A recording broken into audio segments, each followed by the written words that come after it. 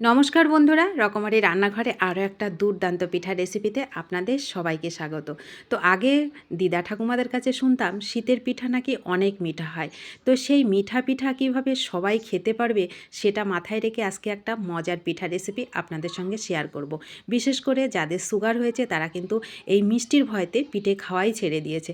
তো তাদের কথায় মাথায় রেখে আজকে এমন একটা পিঠা রেসিপি শেয়ার করব, এরকম পিঠা দু একটা খেলেও কিন্তু কোনো রকম অসুবিধা হয় না।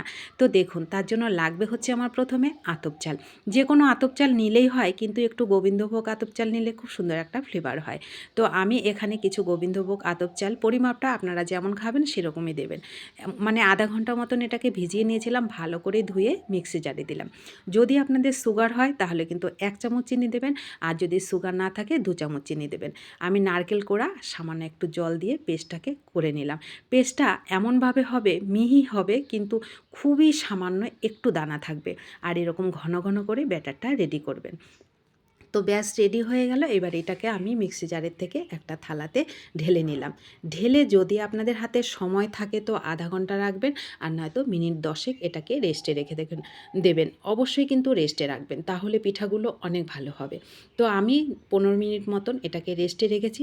দেখুন ব্যাটারটা কিন্তু ঘন হয়ে গেছে আরও। এইবার চা চামচের 1 চামচ দিলাম বেকিং পাউডার। ব্যাটারটা যেহেতু ঘন হয়েছে তার জন্য ঘন জাল করা ঠান্ডা দুধ এখানে আমি আরও একটুখানি দিয়ে দিলাম, মানে হাফ বাটির থেকেও কম। আরও সুস্বাদু করার জন্য এখানে একটু গুঁড়ো দুধ দিয়ে দিলাম, পরিমাণ মতো লবণটা দিলাম। ব্যাস এইবার এটাকে অনেক টাইম, মানে 5 থেকে 7 মিনিট ধরে এটাকে সুন্দর করে ফেটিয়ে নিতে হবে। এই ফেটানোতে যদি একটু কম হয় তাহলে কিন্তু পিঠাগুলো ভালো হয় না।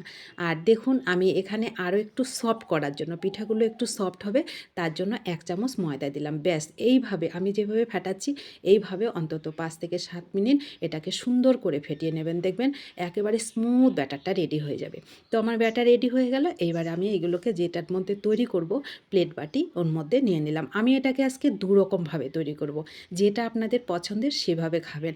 আমি একটা পুর ছাড়া তৈরি করব, একটা পুর দিয়ে তৈরি করব।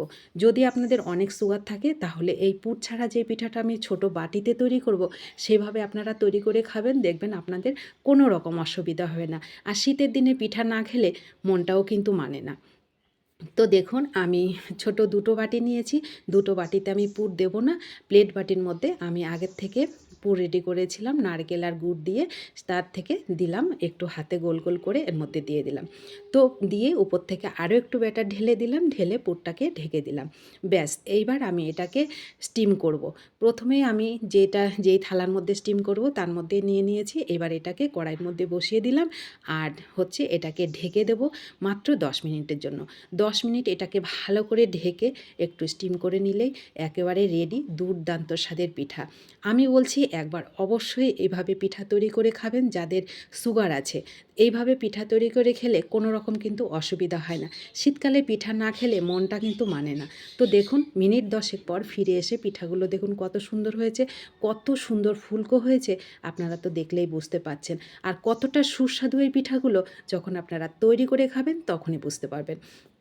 এই পিঠাগুলো হাতে টানলেই কিন্তু উঠে যায়, তবুও আমি একটা ছুরির মাথা দিয়ে এটাকে সুন্দর করে দেখুন তুলে নিলাম। তো এটা আমি দুরকমভাবে তৈরি করেছি, যেটা আপনাদের পছন্দের, মানে আপনাদের যদি সুগার থাকে এইভাবে, আমি ছোট বাটিতে যেটা করেছি এইভাবে তৈরি করে নেবেন। দেখুন কতটা নরম আর কতটা সফট হয়েছে পিঠাগুলো, অত্যন্ত সুস্বাদু এই পিঠাগুলো হয়। অবশ্যই বন্ধুরা এইভাবে যদি না খেয়ে থাকেন বলবো এভাবে তৈরি করে খেয়ে দেখবেন, কোনো রকম কিন্তু প্রেশার সুগারের অসুবিধা হয় না, খেতে অসম্ভব মজার হয়। যদি আপনাদের সুগার থাকে অবশ্যই এভাবে তৈরি করে খাবেন।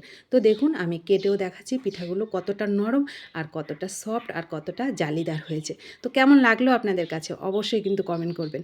ভালো লাগলে অনেক অনেক শেয়ার করবেন। নতুন বন্ধু হলে চ্যানেলটা সাবস্ক্রাইব করে আমার পাশে থাকবেন। আর ভিডিওটিতে প্লিজ একটা লাইক করবেন। আপনাদের একটা লাইক পরবর্তী রেসিপি তৈরি করতে অনেকটা উৎসাহিত করে। তো সকলে ভালো থাকবেন, সুস্থ থাকবেন। দেখা হবে আপনাদের সঙ্গে নতুন কোনো রেসিপিতে। ধন্যবাদ সবাইকে।